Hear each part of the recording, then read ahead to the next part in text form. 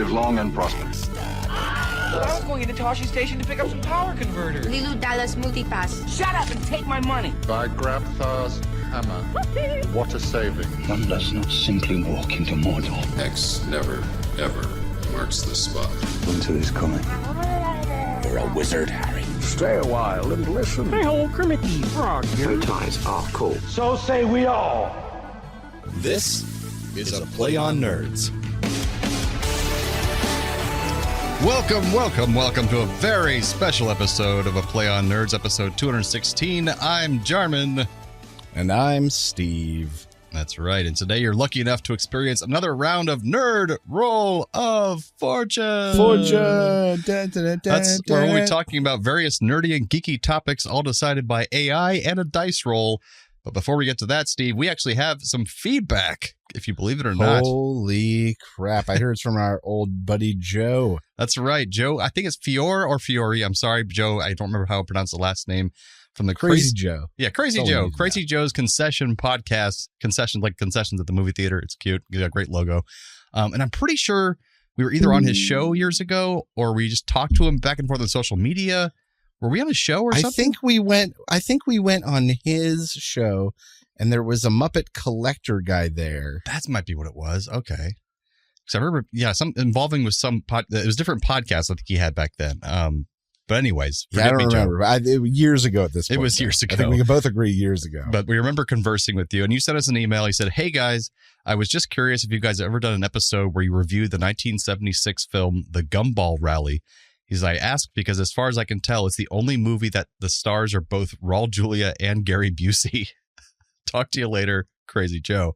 And I could not believe this exists, and I didn't know about it. So we're going to put it somewhere in the timeline. Yes. Maybe for like our big, like a next big upcoming, like monumental number. Oh, yeah. Be worth it. Save it for something good. But I'm so excited. And thank you, Crazy Joe, for remembering us all these years later. Oh, I know. And I looked up pictures and I was like, I can't believe that this exists. There's a movie with the two of them in it. What are the chances? But anyways, thank you, Crazy Joe. And Steve, it's been a while. So what have you been up to since our last recording? Well, let's see. I played some D&D. I ended a campaign. Very nice. They fought the last dragon. They crushed it with a tower. An evil god erupted into this world, and they vanquished it. It was all good. Was this a pre-made campaign, or is this one that you made as well? This is something I made. It was an experiment I did. Doing D&D as like a herald, an improv format, a long form improv format where you have 3 scenes and then kind of like an intermission game and then 3 more scenes where the previous situation escalates but in different ways, and then another kind of break, and then 3 finals where there's like crossovers. Interesting. Of these things. If you look up the herald format, there's great charts that show you how it's done. And if you ever go to like Second City, a lot of their stuff is Herald or Herald based. I had no idea. But the idea being that I set up 3 sort of what I refer to as fronts. So one of them was like a Duragar invasion. The other one was the dragon causing terrible ice storms on a mountain. And the third one was a dark god trying to find a way to get into this world. It's a lot. And so they have an intro with one, sort of the lowest stakes. So with the god one, it was a sacrifice was made and the smallest sliver of a portal, but really they just were trying to stop someone from getting murdered. They didn't know it was a sacrifice, so they didn't know the scale. The next one was some goblins were forced out of their home because this dragon is causing terrible storms, pushing people out, and so they moved into a local mine, and the group was sent to deal with them. But they don't know it's because of the dragon; it's just the side effect. Right. And then the third one was like they catch a Duragar stealing supplies and question him. But it's like this base level, and the next one is escalated. So the next one, they have to find a local Duragar cache where they're stealing things, and why are they stealing them? After the goblins, it was like they have to go and clear out the orcs that have taken over the goblins' camp, which will allow the goblins to go home. And then, the god one. They went to a town where there were like bees, like apiarists, and found that the bees had all been infected with this terrible blight. And so it's just each, and then in between are like these non sequiturs, which I think of like one shots. Oh, okay, yeah. In between that kind of like cleanse the palate, and then you escalate. So finally, all three of these got all the way up. We did the final boss, which was the dragon, and that was it. Nice. They had to fight the god at the end, the evil god. Yeah, so that was the crossover event at the end. Was I set it up so that the dark god needed a powerful enough entity to enter this world. The dragon was on the mountain nesting because it had an egg. And so the dark god saw this egg as its chance to like hatch into the world, basically. But that was the crossover event at the end from these two seemingly unrelated, very creative storylines. But yes, that was my experiment. So sort of pre-made. I certainly borrowed some stuff from modules, like the white dragon is from Dragon of Icefire Peak. Like, you know, it's right. It's that makes it a little easier. So are some of the Duragar stuff, but you know, the dark god and all that wasn't. So, you know, you borrow, you steal, you move things around. Absolutely. And then otherwise I've had a few days off. Our kids' school district use like teacher days, in-service days, with minor holidays like President's Day to create like fun 4-day weekends. Nice. And so I keep an eye open for them and try to time days off. And you finally get days off without being sick. So that's always good. Yeah, this is the first time in a hot minute. So you can just relax and not be sick the whole time. That's right. So what's been up with you?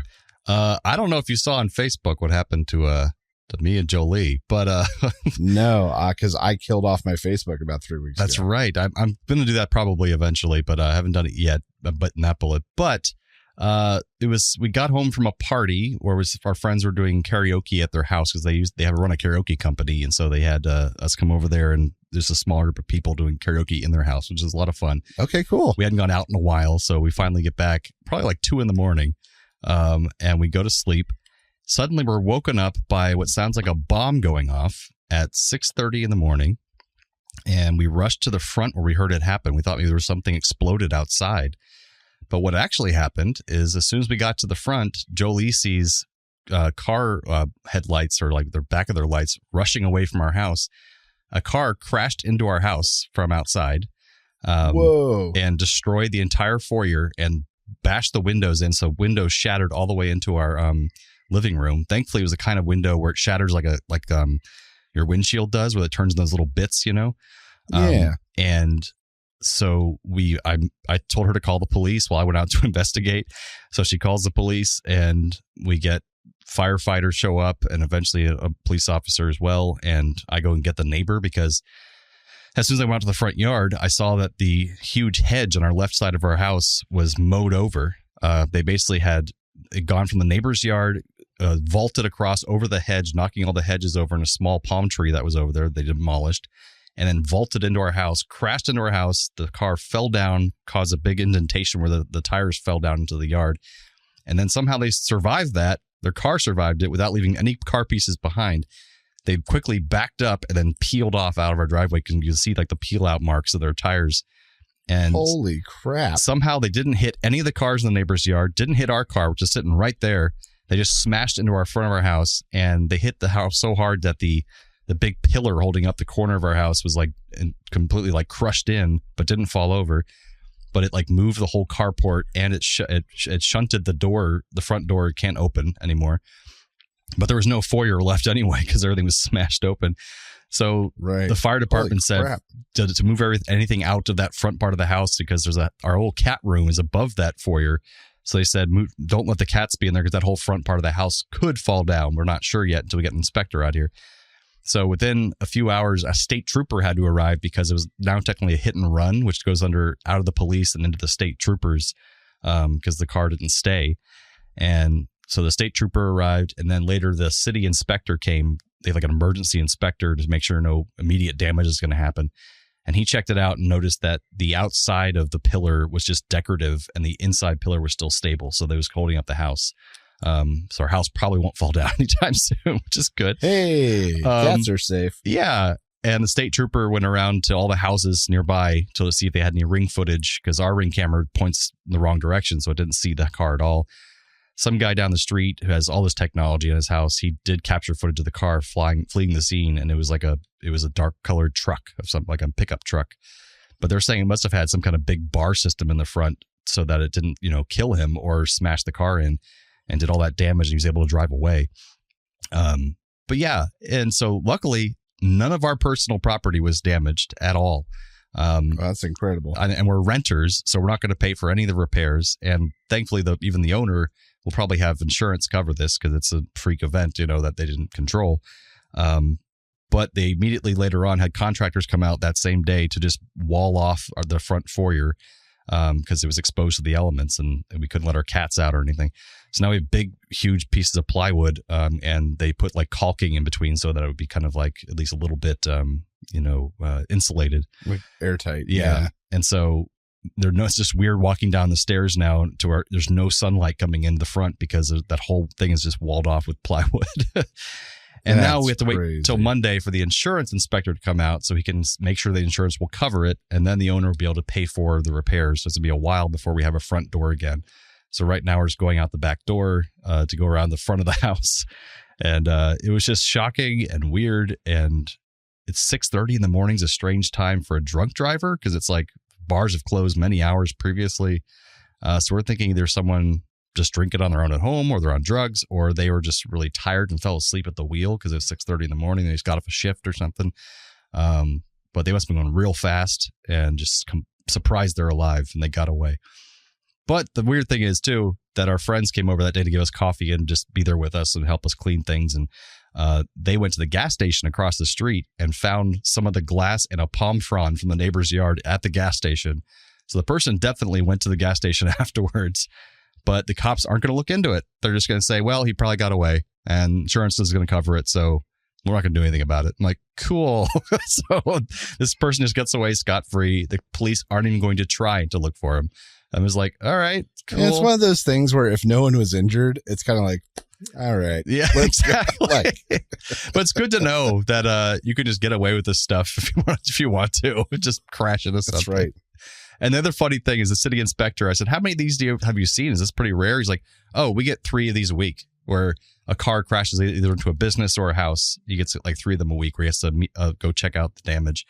I'm like, just cars crash into crap all the time. They're so dangerous. Hey, idiots keep driving them. So, yep. But yeah, so that puts a damper. It was just like a whole day lost because I had so much work to do. But now once construction eventually starts, it's going to suck because I have to record. That's my job. And it's going to be loud. So I'll probably have to record during the night. And they're not doing construction. And then I will try to sleep during the day while they're banging out there. But I don't know what the hell I'm going to do. So hopefully it goes by fast because it just totally sucks. But anyways, that was my week. Some crazy stuff. Jeez Louise. Yeah. But anyways, I guess that's time for some nerdy news. I think it is. It's time for nerdy news. It's time for Nerdy News.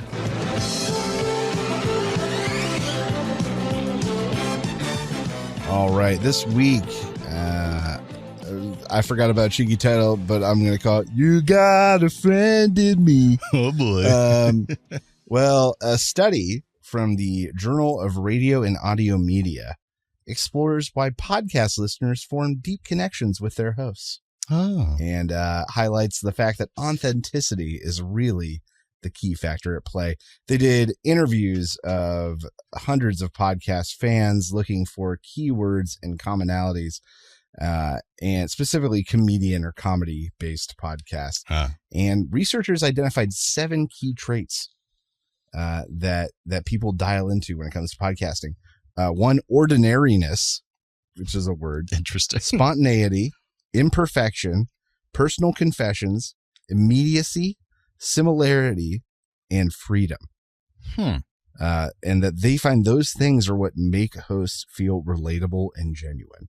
Freedom. That's a weird one. Yeah, because it is when listeners, probably the freedom to talk about what they want, or, like the freedom to do whatever they want on the show. Listeners view hosts as everyday people when they see them with this, the more engaging and unscripted, candid conversation formats that would typically foster a sense of friendship. Well, they trick the brain the same way. However, the study notes that perceived authenticity is also really dangerous right now because it can then legitimize misinformation. True. people love Joe Rogan because he's authentic, but then people start listening to him about things that maybe they shouldn't. Because he's not a doctor. That's right. So that's nerdy news, and that's You Got a Friend in Me. And I gotta say, it makes sense because, like, I love listening to the super polished, fancy podcasts, but then at the same, that I've been around that are like really, designed for every second of the episode. But then I've been listening to, Rusted Robot and Cosmic Pizza and stuff like that, where they're kind of like ours, where it's just off the cuff. It's just friends hanging out and talking about stuff. For so long, I've listened to those because you feel like a connection with them. Like they're your friends, like you know them. And that's why when I've met these people in person, it's like I've never actually met them, but that I feel like I've known them forever because they've been my friend for so long via podcast. But yeah, makes a lot of sense. But I think that brings us to some Nerd Roll of Fortune. It's been a while since I've heard that. All right. So now we're basically going to roll a dice on our long list of nerdy topics and then subtopics under those topics that was created originally by a early ChatGPT. But yeah, so we first roll D20. No, first we roll a D6 to determine how many of these topics we're going to cover. I forgot about that part. You're right. All right, D6 is rolled. It's 5, so we're going to speed on through these. All right, sounds good. We got 5 of them. So now I'll roll the D20 to see what the bigger topic is going to be. It is... Ooh, that's a 16. That will be geeky home decor and DIY projects. All right, and then here with the D10, 8. 8. That would be last moment. DIY geeky crafts, perler beads, cross-stitching, polymer clay art, things like that. I don't know what that is. Okay. What are DIY? Well, here I'll talk about Anna does cross-stitching. Okay. What is cross-stitching? Cross-stitching is where you have, it's like a hoop, and you stretch this specific fabric over it, and then you follow a pattern, which is really just math at the end of the day, to do different stitches in different places as determined by that pattern, and you end up with like a flower or any number of things. Okay. And Anna does them, but a lot of hers are like nerdy kind of. So the one she did for me is "Don't fuck it up," but one of the letters is out of line. The one we have over our mantle is "Not today, Satan." I think did I see that one when I was there? It sounds familiar. I think you saw that when you were there. Yeah. So she does nerdy cross stitch. That's so awesome. I at least have something to say on that one. She's just sit in your lap and talk about it right now. That's right. My chair would not survive. Yeah, I don't have much in the way of any DIY crafts, but like, there's puzzles, there's you got your coloring books. We have a lot of nerdy coloring books that we just haven't done much of, but it is very like relaxing and therapeutic, I think. And I know there's like a big perler bead community. I used to know a guy. What are perler beads? I'm trying to see what that looks like. They're these little plastic beads that you line up and then you melt basically on one side so they kind of fuse together. I've seen that. Yeah. And a lot of it's very popular for pixel art because they lend themselves very well to pixel art. I have seen those. I think I made a Pac-Man one back in like camp back in the day. Yeah. Probably Camp's Crafts and stuff. I don't know what polymer clay art is though, but that sounds interesting. The closest I have are, I call them magic beads. But I think I've talked about them before. They come in like a packet. They look like kind of like big salt chunks kind of, but you dump them into boiling hot water and they have a low enough melt point that they melt into like a malleable, think of something with the consistency of like silly putty. Okay. But you can mold and specify, but then you have a limited amount of time because then it hardens. And it hardens into real good hard plastic. Something you don't need to fire up to put it into place. And then you can paint it. You can do whatever with it. But it's used by a lot of cosplay people. Like I needed to make a tooth for my Ewok costume to hang on like a little thing. Oh yeah. So I just made it out of that. It took no time. Interesting. That, and I've also used it to fix things around the house. Because you can basically remake in some ways a plastic part. Oh, that's without using a 3D printer or something. Yeah. Do it by using hand. a 3D printer. That's pretty cool. That does pretty darn well. That's pretty geeky, I'd say.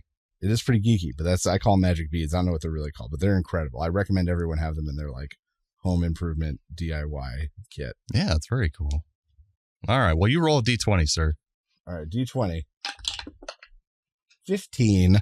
15 is going to be TV shows from the 90s. I like that. Ooh. All right, here's D10. It's going to be something terrible neither of us watch. Number 8.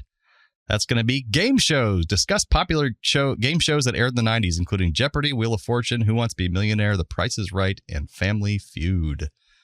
Oh, man. That was like whenever you're sick from school, that's what you would watch. Yeah, I'm pulling up a big list of 90s game shows. Oh, man. Well, I've got to always say something good for Jeopardy because I watched it every day with my dad. And so a huge part of my childhood. He even has a giant cardboard cutout of Alex Trebek in his house, doesn't he? It's a print of Alex Trebek's head from like the 80s with a huge mustache on a background that looks like the darkness of the universe. That's so strange. And he's got a border around him that he breaks the bottom of to make it look like he is protruding out of the painting. Where'd he get that from? It was a Father's Day gift from my dad like 10 years ago that has somehow made it back to us. I love it. And then I never watched, I remember Who Wants to Be a Millionaire. I remember it being a big deal. Regis Philbin. I watched the original one. The yeah, sensation that came out of that. The first guy that won $1 million. I remember that. That was big time TV. I was never a big Wheel of Fortune fan for some reason. I felt like it was just kind of too basic. Oh yeah, we always turned off the TV after Jeopardy. We were done yeah. with that. But then I think that we can't mention 90s game shows without talking about Nickelodeon. Oh, Family yes. Double Dare, Family Double Dare, Nick Arcade. Nick Arcade, Legends we of the just watched the Hidden other day. Temple. Mm-hmm. What Would You Do? What would you do? Wild and Crazy Kids was another great one. Oh. What Wild and Crazy Kids? Where? I don't remember that one. I think Family Feud in the 90s is probably when it was hosted by, what's that big guy's name? That blonde. Louis Anderson? Louis Anderson, yeah. He hosted Family Feud during I'm sure the 90s. there was a trade-off at some point because I feel like he was probably late 90s maybe. Because before that, it was the guy who's currently on Pluto TV all the time hosting it. Because Richard Dawson was the first one, and then it became this other guy in the late 80s, early 90s. I'm looking at him now. I don't recognize him. He's on Pluto TV constantly. He's really friendly and fun and nice, and it's really sad because he eventually took his own life after Family Feud went off the air. Whoa, that was kind of dark. Feud. But Price is Right was always great. It was ridiculous. And it would be on. I remember it was always on TV when I was in college in 2004, and we'd be in the cafeteria. They'd have that playing during lunchtime. It was just always the Bob Barker, old Bob Barker, Price is Right, and that show is ridiculous as well. But beautiful women, and now they have guys in there now as the presenter, as the models that present the products. They have one really dopey male model guy too. Equality. I like it. Equality and whatnot. Yeah. But yeah, 90s game shows were a lot of fun. And yeah, Nick Arcade, fantastic. It's on Pluto TV now as well. Oh man. So, Legend of the Hidden Temple. Oh, there's yes. a great supercut of just kids fucking up putting the silver monkey together. Oh yeah. It's a 3-piece puzzle. Look it up on YouTube. It is incredible to watch so many kids screw this up. I'm picturing the Benny Hill theme song playing. I would, but it's they go slow too, so it would be just as even worse. I've met at least 3 people who were on that show when we were kids. And they showed me a picture. I'm like, holy crap, you're on Legend of the Temple? That's awesome. Because filmed in Orlando, so we were eliminated first. Yeah, because we were stupid, like most kids. All right, I'll roll that D20. All right. Yeah, you roll that D20 and I'll roll the 10. I picked the darkest dice I could possibly find. So hard to read. That says, my eyes are getting bad, 17. All right. Geeky careers and professions. 3. All right. Number 3 is animation and visual effects, 2D, 3D, and CGI animation techniques. Interesting. Yeah, I mean, those that seems interesting. They exist.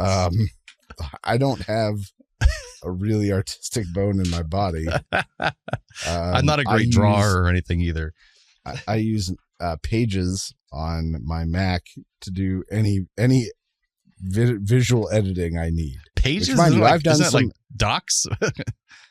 Yeah, but they've got it. don't knock it till you try it.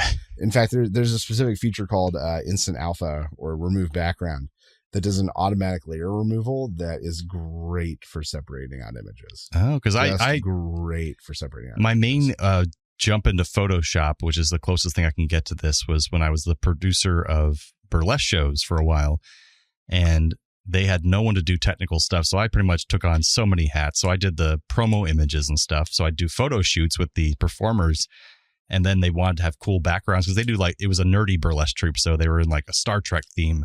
And so I'd have to remove backgrounds, clear out their skin to make them look, hotter, more attractive. There's male and female performers in there. And so I'd be going over late at night, every inch of these people's bodies on these photographs and taking off little imperfections and stuff. I didn't have to do all that, but I liked learning about it. So I watched YouTube videos about using Photoshop for blemish removal. And now it's so much easier with all the AI technology. It would have been taking me half the time probably, but back then it was painstaking. So I can't imagine. I always imagine this CGI crap takes forever to do. And I can't imagine. That's why they pay them, or they try to avoid it whenever possible. And they fire them as soon as they're done with the job because they just can't afford to keep them on staff because it takes so damn long to do all this shit. I have no desire. And his brother is an animator. Oh, that's right. And has done work with Pixar and stuff. And it's always crazy to think about. Damn. Is he at least getting some good work? I hope so. They moved back to the States. He moved up to Canada to work with that studio that does stuff for Pixar. Oh, very cool. And then they're back now, and I think he's back and doing advertising stuff.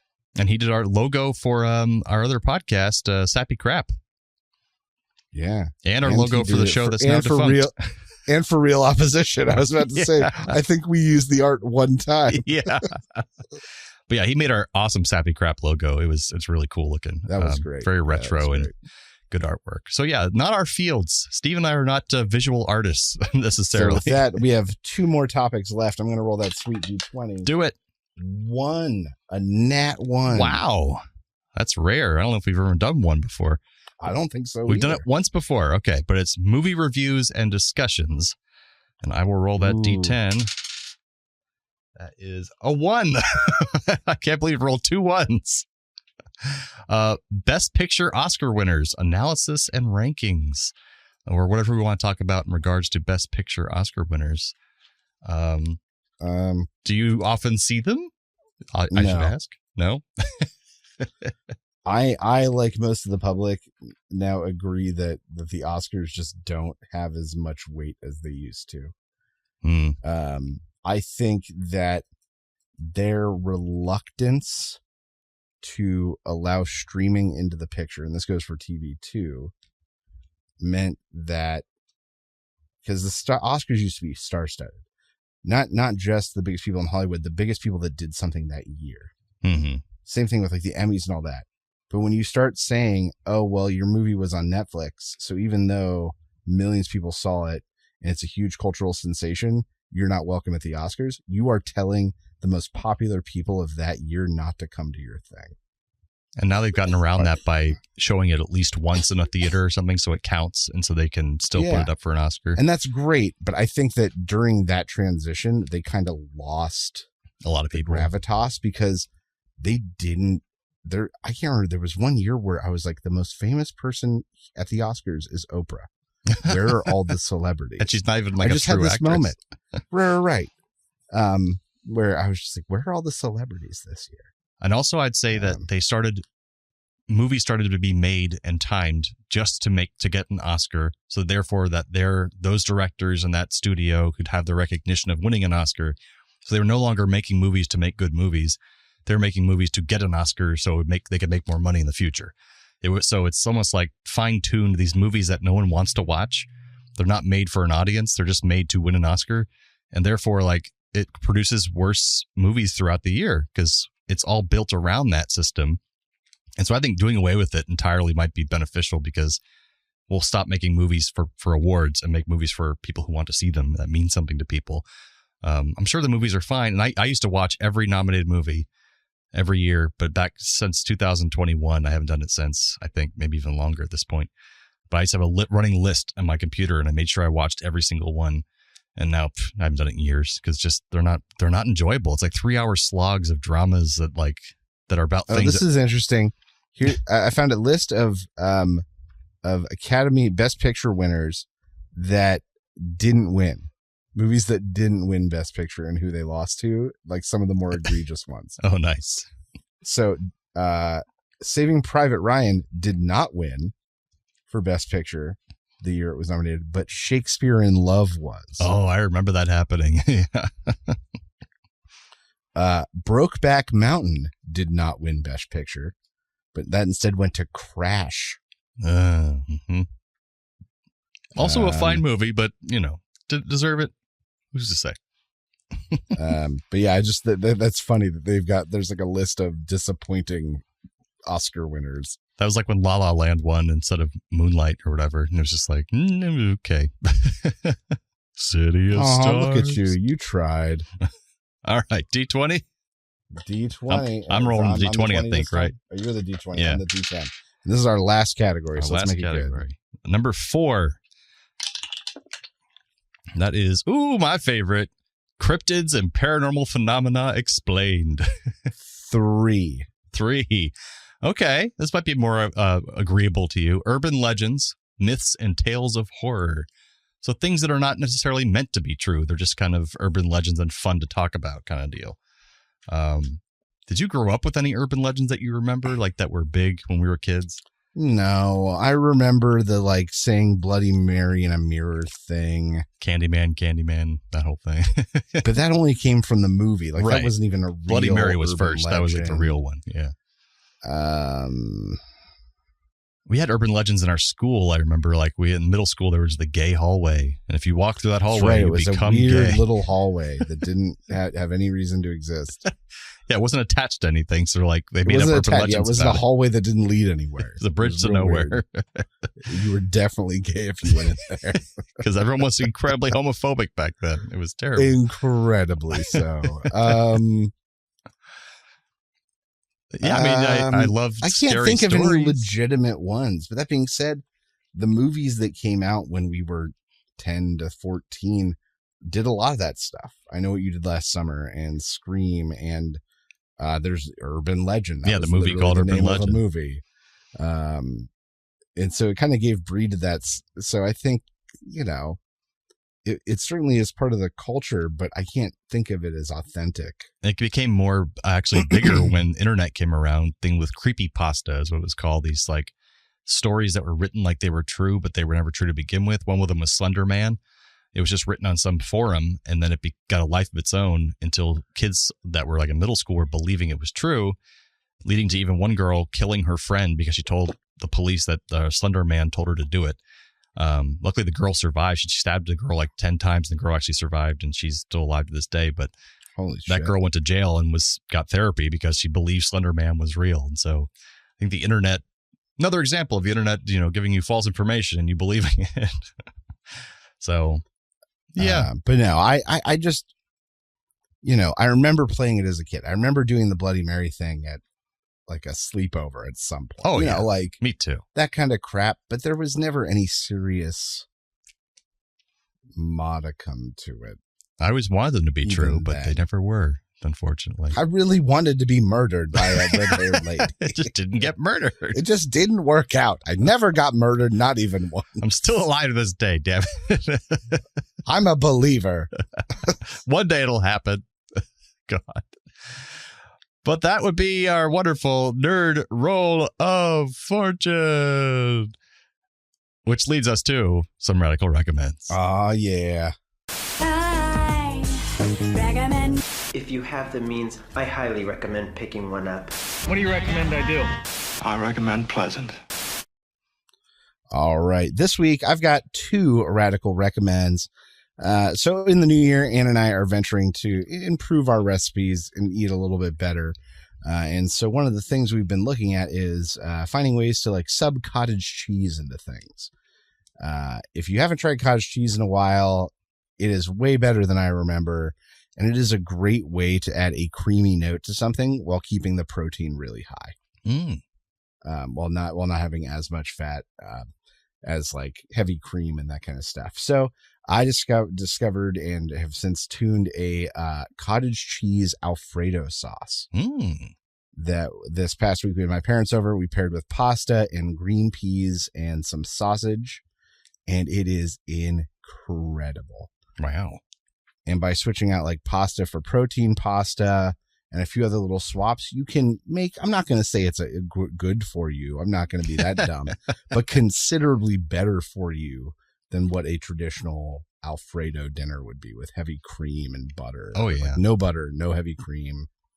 And being Just heavier in cottage cheese protein and is going to make you feel full faster, and you'll stay full longer, which is nice. Exactly. So, yeah. So cottage cheese, Alfredo sauce, you just need a blender. I highly recommend it. If you haven't checked out cottage cheese, it is a great sub in a lot of recipes you like. So question, like, I guess blending it gets rid of all that chunkiness that I'm thinking of with cottage cheese. Yeah, you really have to frappe the shit out of it. Okay. But once it's reincorporated, and then especially when you bring it up to heat, all those curds, anything left is going to melt. Oh, that's good. And it just becomes really just beautiful texture. And just add some Highly spices recommend. in there, and then you're good to go. Yeah. So I like it. Cottage cheese Alfredo sauce. And the other one is something I was going to include in my weekly update, but instead of including it here. So probably like 3 times a year, I go get a massage. That sounds about right. And I hadn't found a place here that looked good. And so I got a recommend from somebody and found a place. And it's my recommendation right now. It's called Zhang's Relaxation Center in Pittsburgh. They have the weirdest, thinnest shaped building on this goofy corner that you've ever seen. The inside was clean. The masseuse actually took some time to ask me questions before we started about where I needed concentration, and then set me up in the room upstairs that had the walk-on back bars. But there was discussion to get to that point. It wasn't just, I'm going to walk on your back. It's you're feeling it here and here based on your size. You could probably do this. You want to do this? Yeah. So it was all walk on back. And I will say that it was the most intense massage I have ever had in my life by 2x. Oh my God. The previous one. I have bruises in a couple places. She did I don't know if you ever had a Thai massage where they bend your body and then kind of stretch you. No, I haven't. There was some of that involved at one point where she was bending my legs into weird positions. She did this thing where she popped my back 5 times by kind of imagine bunny hopping on your tiptoes up someone's back. My gosh. But all that pressure right there and just crack, crack, crack, crack. Have you ever had someone walk on your back like that before in a professional massage? I've had someone walk on my back before. This was different. I never had that before. This was almost hateful. She was punishing you for something. But no, the place was great. The places that you walk on back, they've got bars in the ceiling that allow them to maneuver and push more and keep weight off and stuff. But it was incredible. It was incredible. I'm going to go back for my birthday in July, but yeah, Zhang's Relaxation Center in Pittsburgh is my other radical. So despite the bruises, a net positive. That's what you're net saying. Positive. So at the end, she was like, wow, you took a lot. And I was like, yeah, that was crazy. and she goes, next time you come, I'll make sure. And then she said the name, some traditional name, tea, some sort of tea. She's like, to help you with the toxins and stuff. And I went, oh, okay. And she goes, you're going to feel bad for a few days. I messed you up good. She said that. And I went, oh, okay. And she was not wrong. I feel bruised in the best way, but my back is so loose. Oh, that's good. That's the part I would want because my back is always. Yeah, that's the thing. Shape. I want to go back. I just know I need to wait a while. It's not the kind of massage you could do once a week and live. My whole body's a bruise. I need you to massage me to undo the last massage. Wow. All right. Well, now we know. I've never had cottage cheese before. Alfredo, Zhang's Relaxation Center. Don't do them at the same time. Not back to back. There's Alfredo spewing everywhere out of both ends. Just doing bunny hop on my back. Anyways, that leads us to some trailer reviews.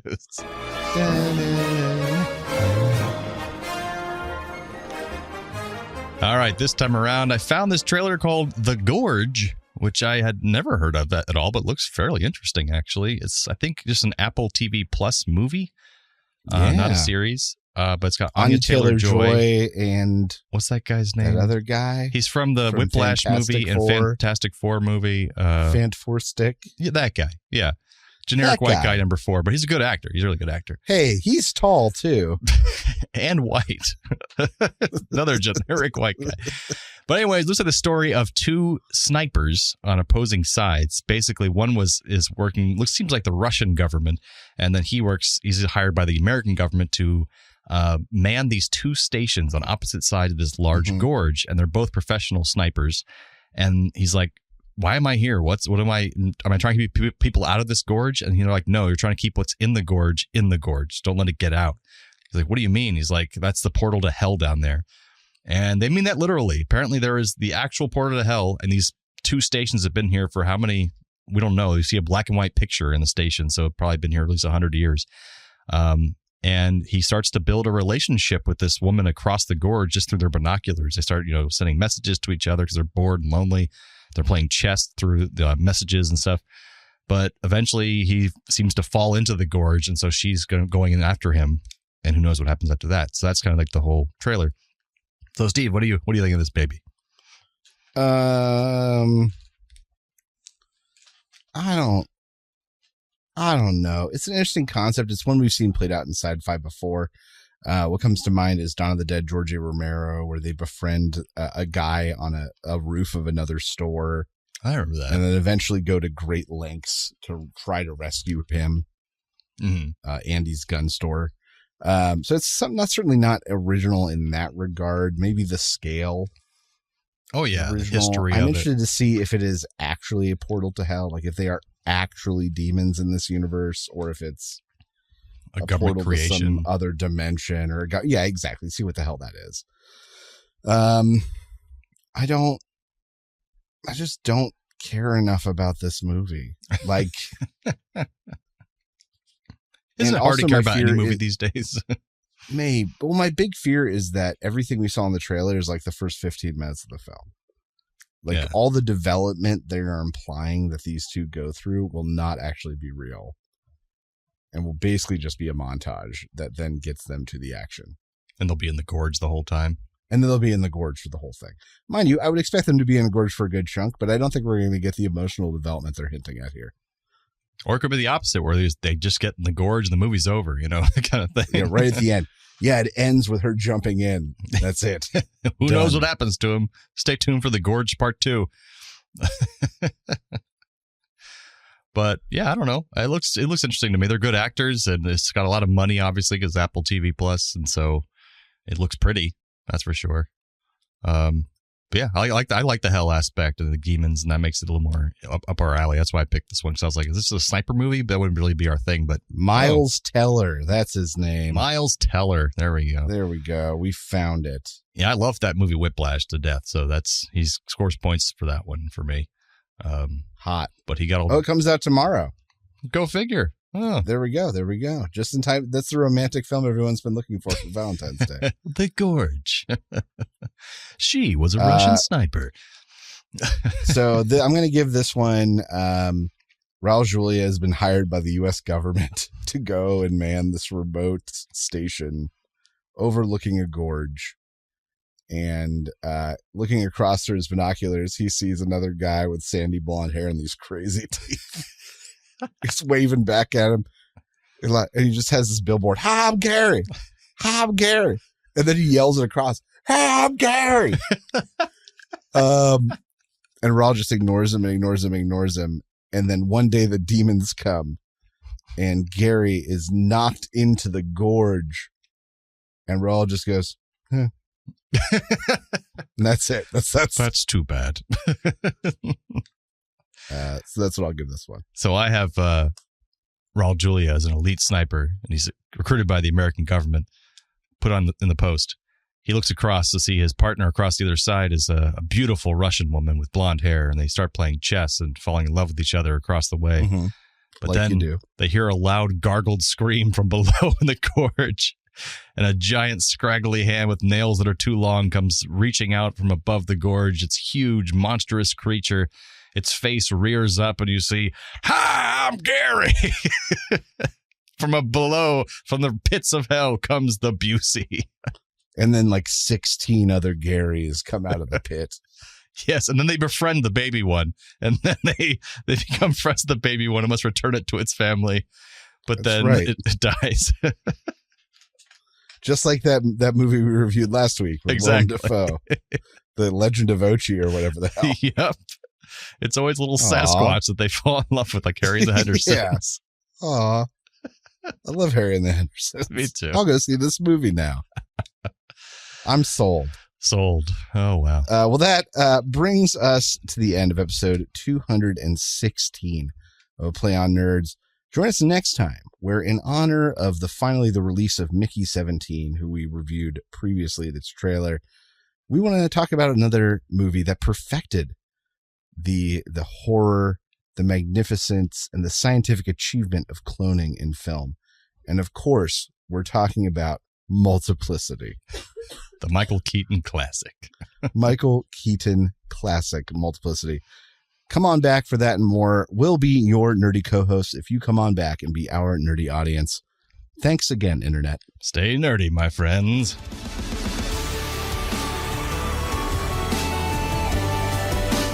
Thanks for listening to A Play on Nerds. Feel free to email feedback at aplayonnerds.com with all your questions or comments. Shoot us a message on Facebook or Twitter and earn yourself a sweet shout out on the show. Review us on YouTube, Spotify, or Apple Podcasts so even more nerds can find us. Tell your friends, tell your enemies, we aren't picky. Check out our entire back catalog and other offerings at aplayonnerds.com. And how?